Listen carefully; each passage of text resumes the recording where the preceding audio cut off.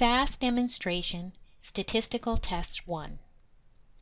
For this demonstration, I'm using a data set called Pulse. And this data set consists of 92 subjects. 35 of the subjects were asked to run, and 57 of the subjects were not asked to run. Subjects had their pulse rate recorded before the activity of running, and then they had a second pulse rate recorded for those subjects who ran after they ran, and for those other subjects who did not run, a second pulse rate was recorded. Subjects were also classified as to whether they normally engage in low, medium, or high activity. So the data set that I'm bringing in is a CSV data set, which is a type of data file that you can produce from Excel. And normally when you produce a CSV file, you're going to want to read in the data from the second row, because the first row of data is usually the column headings from the Excel spreadsheet. And a CSV file is a comma delimited file, and so we have here the option delimiter equals comma, or you could have said DLM equals comma. And then I also have the misover option included because I know there are some records that are shorter than other records. And so I'm inputting the following variables: pulse 1, which is our resting pulse; pulse 2, which is the second pulse rate; whether or not the subject ran; the subject's smoking status; their gender; height, weight, and normal activity level. And you see here that I have a proc format where I've created formats for gender, I've created a yes-no format, and an activity format. And then within my data step, I'm creating a variable called pulse diff, where I'm subtracting the resting pulse from the second pulse that was recorded. And I'm calling this data set Pulse, so it's a temporary SAS data set.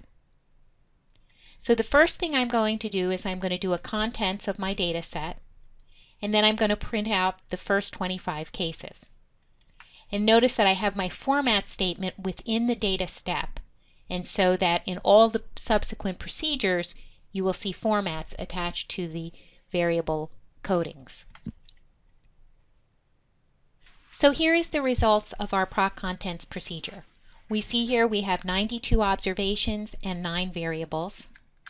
These are the variables in our data set. We see the formats that were attached, and we see the labels that were attached. And then here are the first 25 observations. So we see all 9 variables plus the new variable we created in our data step called pulse diff. The first kind of test that I want to show you is a one-sample test for proportion, which is also referred to as the binomial test. And the way we do this is we're going to use proc_freq, and all we have to list is the one variable smoke, because what we're interested in testing is whether the true proportion of smokers is equal to 0.25. So in our group of subjects, is the true proportion of smokers 0.25? And so here, to do that test, we have a slash after the variable smokes. We're listing our test, which is binomial, and we're indicating what the proportion is that we want to test. So this is a one sample test that we are conducting here. So here is the output for our one sample test, testing that the true proportion of smokers is 0.25. One of the nice things about this option binomial is it also gives us the 95% confidence interval for our proportion. And it calculates the 95% confidence interval for the group that's listed first. So here, since our formatting order was 1 equals yes and 2 equals no, our 95% confidence interval is around the proportion of smokers in our data set. So we see here that about 30% of our study group were smokers. The 95% confidence interval goes from 0.21 or 21% to about 40%. And then here is the results of our test for whether the proportion of smokers is equal to 0.25, and we see that we have a non-significant result. our p equals about 0.23, so we cannot reject our null hypothesis that the true proportion is equal to 0.25. Another kind of test you can do where we're only looking at one category is the chi-square goodness of fit test. And to do a goodness of fit test, again, we're just looking at one category, activity. All we need is the chi-square option. And what we are testing is whether the proportions in each category are equal. So based on our study group, do we have a similar proportion of subjects who are engaged in low, medium, and high activity? So let's see what the results look like here. So here we get our frequency for activity, and the chi-square test for equal proportions we see is very highly significant, less than 0.0001. So we are going to have to reject the null hypothesis that the proportion of subjects engaged in each level of activity is the same. Now let's say based on prior data we have some hypothesized proportions that we want to specify. Let's say based on some research we believe that only about 20% of a sample of subjects of this particular gender distribution and age distribution are going to be engaged in low activity. About half of the subjects we expect to be engaged in medium activity, and only about 30% are engaged in high activity. So we're actually specifying the proportions here. So let's take a look and see if our p-value changes based on these specified proportions, or whether we again have a highly significant p-value for this goodness of fit test. So here again, we now have our chi-square test for specified proportions. The p-value is not quite as significant as previously, where we were looking at equal proportions in each category, but it's still very significant with p-value of 0.0058. Notice here we are shown the test percentages that I had indicated for this goodness of fit test. So here we've been looking at one sample test with proportions or categorical data. Now let's look at the one sample test when we're dealing with continuous data. So to do a one sample t-test, we're going to use proc univariate. And here we're interested in doing a one sample t-test where our null hypothesis is that the pulse rate at time 1 is equal to 72. So to do a one sample test with the null hypothesis that the pulse rate is equal to 72, we have to specify mu0 equals 72. If we left this out, then we would just be testing whether the pulse rate is different from 0. I've also requested a histogram and a normal probability plot because we want to see if the distribution of the variable pulse at time 1 is normally distributed. Of course, in this situation, we do have a large sample size of 92, so by the central limit theorem, it would be okay if we did this one sample t-test, even if the variable pulse 1 was not normally distributed. But I thought to include the plot so we can assess whether it's normally distributed. So let's take a look at this output. Okay, so first of all, we're going to look at the output for proc univariate. So here we start, again, proc univariate generates a lot of output. So if we go from our moments and basic statistical measures down to our tests for location, here we see the test of whether our pulse is differing from a population value of 72. And so if we look at the student's t-test, this is a one sample test, we see that the p-value is 0.45. And so we cannot reject our null hypothesis and conclude that the pulse rate differs from 72. It does not appear to differ from 72. If we scroll down a little more, we also have the test for normality, the Shapiro-Wilk test, and we see here that the p-value is about 0.05. So based on the Shapiro-Wilk test, we can't necessarily conclude that the data is not normally distributed. And then if we go and look at our graphs, we see here that the resting pulse rate really does look kind of normally distributed here. And if we look at the QQ plot, we don't see any extreme departures from normality either. A second way that we can do a one-sample t-test is with proc t-test. And so basically, with proc t-test, we have our proc t-test. We're telling SAS what our null hypothesis is going to be. So we're interested in testing whether pulse rate is equal to 72. And all you need to list in your procedure is the variable pulse 1. And that will produce a one-sample t-test. So let's run this code. So this is another way of doing a one-sample t-test. And we see here that our results are exactly the same as what we got in proc univariate. We have a p equal to 0.45, and again we would conclude that we can't reject our null hypothesis. So there are two ways to do a one-sample t-test. So now we're going to move on to looking at two variables. So first of all, we're interested in looking at the association of two categorical variables. And we're interested in whether gender and smoking are associated. So to do that, because we have two categorical variables, we are going to use the chi-square test. And basically, after the table statement and the slash, we're just listing the option chi-square. So here we see our cross-tabulation table of gender and smoking. And if we scroll down, we see the results of our chi-square test. So there are a number of statistics that are shown here. I normally focus on the chi-square statistic, and we see that the p-value is about 0.22. Below it, SAS automatically prints out the Fisher's exact test for 2x2 tables. So here the Fisher's exact test is 0.25. So based on these p-values, it does not appear that there is an association between gender and smoking.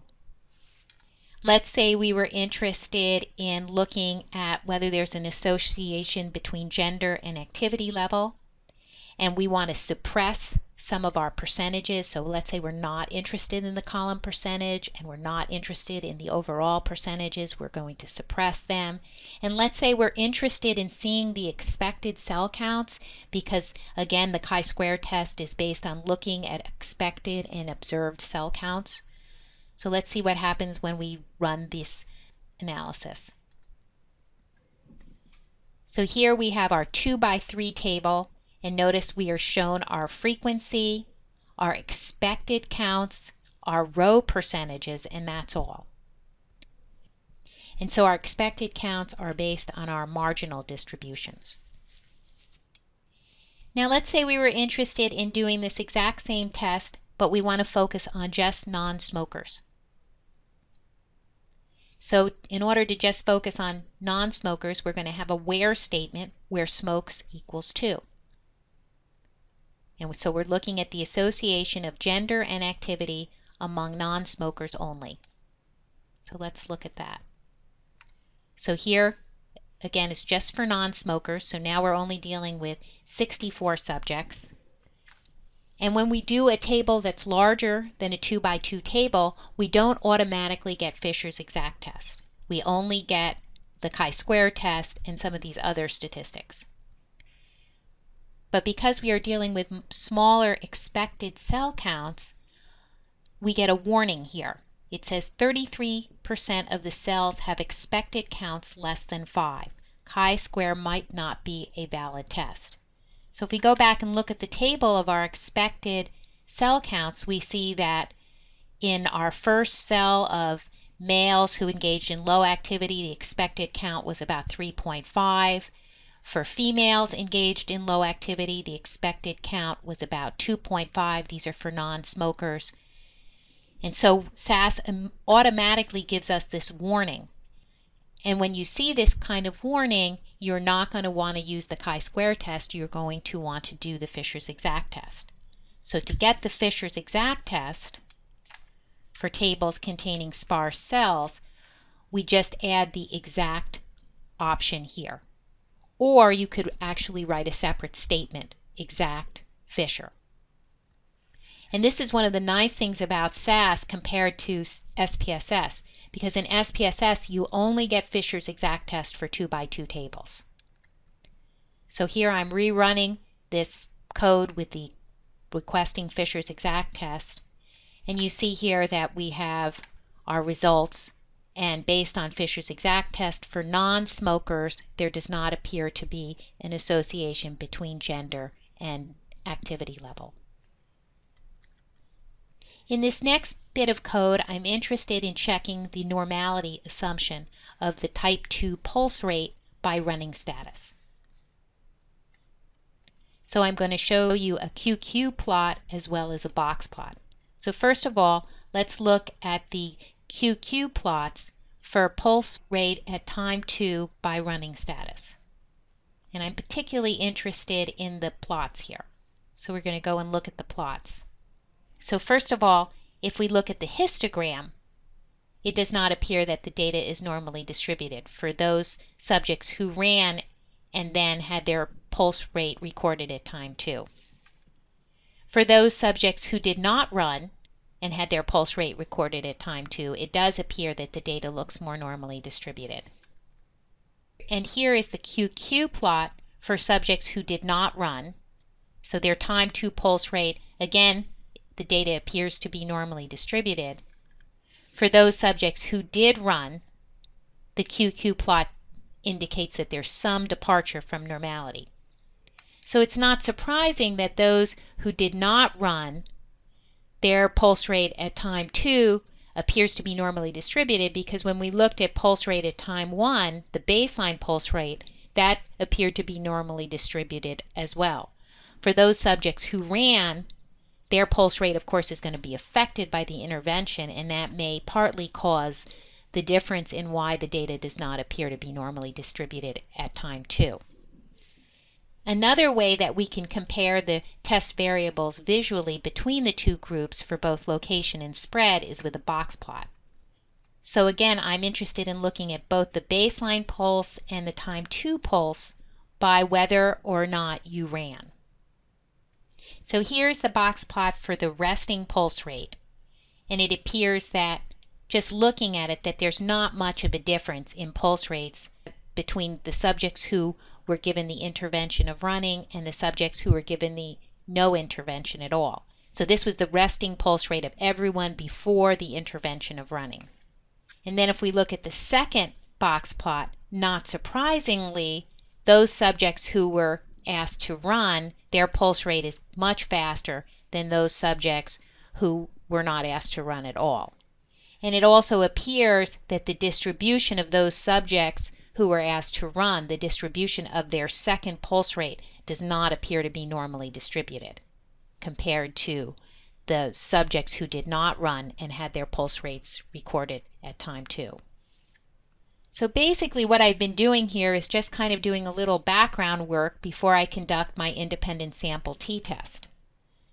Again, one of the assumptions of the independent sample t-test is that each of our samples are normally distributed, unless the sample size is greater than 30 for each of the groups. Now we do have that situation where our sample size is greater than 30, so it's not of so much concern whether each of the groups are normally distributed. However, only 35 of our subjects were asked to run. It's a good thing to check the distribution of these continuous variables for each of our running groups because the groups are not that large. So here is the independent sample t-test. We have proc t-test, and when we're doing an independent sample test, we have a class statement, which is where we list our categorical 2-level variable, and then we can list as many variables as we want that we want compared between those two groups. So here we're interested in both comparing pulse 1 and comparing pulse 2 between the two groups. So this is our output from pulse 1, the variable resting pulse rate per minute. And first of all, proc t-test produces some simple statistics for the group that ran, for the group that didn't run, and then for the difference, 1 minus 2. So it gives us automatically the mean, the standard deviation, standard error, minimum and maximum. It also gives the 95% confidence limits The first thing that I look at from the output for the t-test procedure is whether we have equality of variances. So based on this p-value, I would conclude that yes, the variances appear to be equal because this p-value is not significant, and so that I'm going to look at the p-value under the pooled method where variances are equal, and this p-value is 0.62. So based on this p-value, I would conclude that the mean resting pulse rate is the same between those who ran and those who did not run. Now let's take a look at pulse rate 2. Again, we have our descriptive statistics, and if I go down and I look at the test for the equality of variances, I see that it's highly significant. So I'm going to conclude that our variances are unequal. And so then to get my t-statistic, I'm going to look under the method Satterthwaite, because it's the test where we have variances that are unequal, and you see it's very, very highly significant. So I'm going to conclude that the mean pulse rate taken at time 2 differs between those who ran and those who did not run. If you have a very large N for each of your groups, you don't normally have to worry about the equal variance issue. But I'm just showing you how I go about interpreting this output. Let's say I was concerned that the distribution was not normally distributed in each of the groups, and these group sizes are not that large. The other thing I could do is the Wilcoxon rank sum or Mann-Whitney test. Those names are interchangeable, it's the same test. And to do that, I'm going to use the procedure n-par one way. And I'm going to put in the option Wilcoxon. So this is going to give me a 2 independent group test using non-parametric methods. So basically we're going to be comparing the medians between the two groups, those who ran and those who didn't run. And you see here that the statements are the same. We have a class statement and we have a var statement. So let's see what the results are when we do a proc n-par one way. So this is what the output looks like from proc n-par one way. And I usually focus on the two-sided normal approximation. And it says here it's less than 0.0001. And this is for the pulse rate at time 2. So based on this result, I would conclude that at time 2, there is a significant difference in the median pulse rates between those who ran and those who didn't run. And scrolling up, if we look at pulse rate 1, here our p-value is 0.85. So based on this p-value, I am going to conclude that the median pulse rate at time 1 does not differ between the two groups. So again, the results of these non-parametric procedures is the same as the result we got using proc t-test. So now let's look at paired data. Let's say we were interested in testing whether overall the pulse rate at time 2 differed from the pulse rate at time 1. And so since each of these pulse rates were taken on the same person, we have paired data.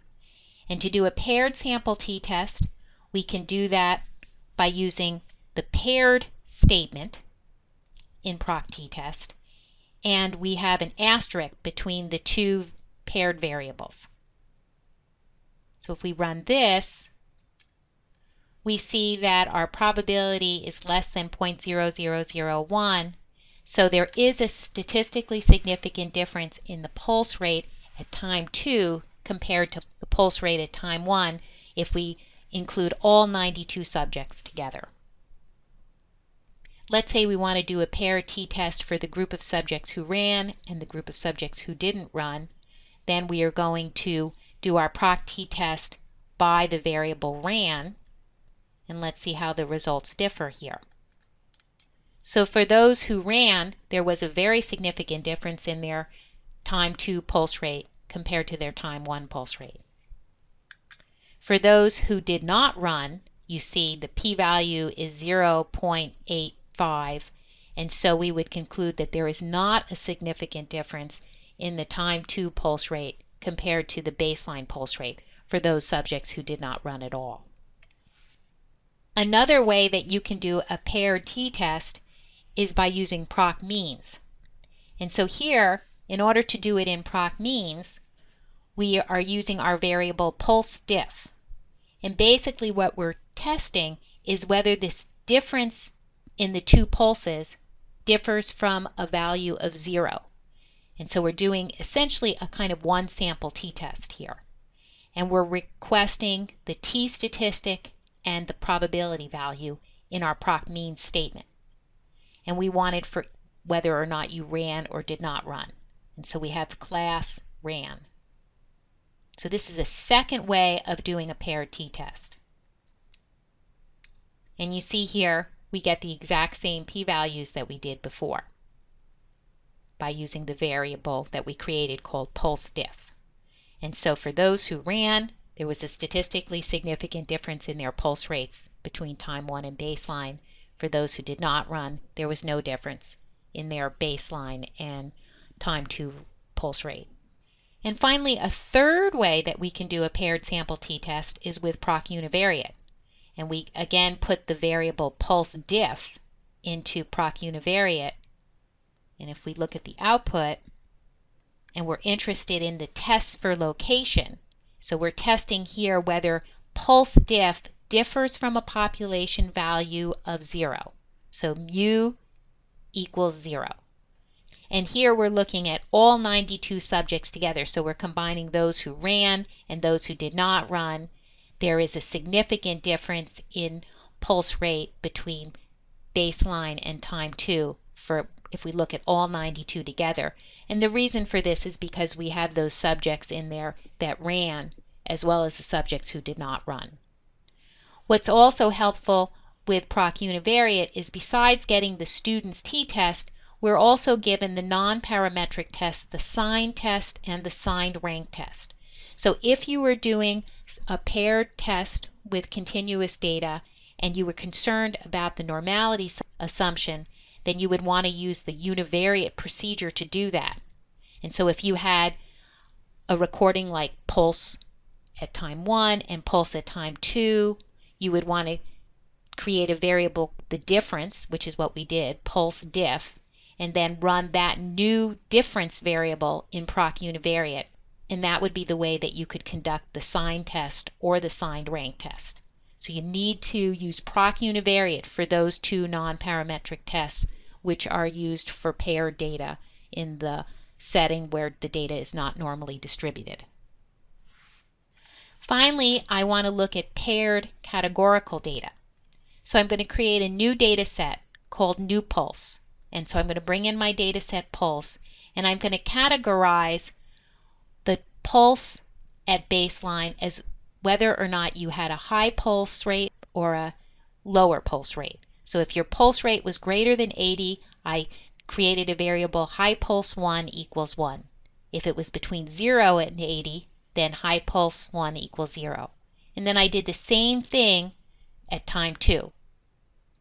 And so if I want to see if the proportion of subjects whose pulse rate was less than or equal to 80 at time 1 differs from the proportion of subjects whose pulse rate was less than or equal to 80 at time 2, to do that, because this is paired categorical data, I would use the option agree, which gives me McNemar's test for paired categorical data. So first of all, I'm just printing out my new variables that I created. Here is my high pulse variable at baseline and my high pulse variable at time 2.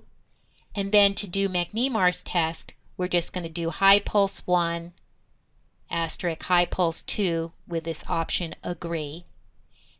And we see here that McNemar's test, the p-value is 0.0076. So we are going to conclude that the true proportion of subjects whose pulse rate was less than or equal to 80 at time 1 differs from the true proportion of subjects whose pulse rate was less than or equal to 80 at time 2. And the agree option also provides us with a kappa statistic. And so here our kappa statistic has this value. It's kind of like a correlation coefficient. It has a value of about 0.57. So if we go back to the code, I've given you an interpretation of kappa values. So we see here that our kappa value falls within this range of 0.41 to 0.60. So we have moderate agreement between our pulse rate at time 1 and our pulse rate at time 2. So you can see that a lot of the procedures that we have been using throughout the semester, particularly proc-freq and proc-univariate, can be used to do numerous statistical tests. This concludes the SAS demonstration, Statistical Tests 1.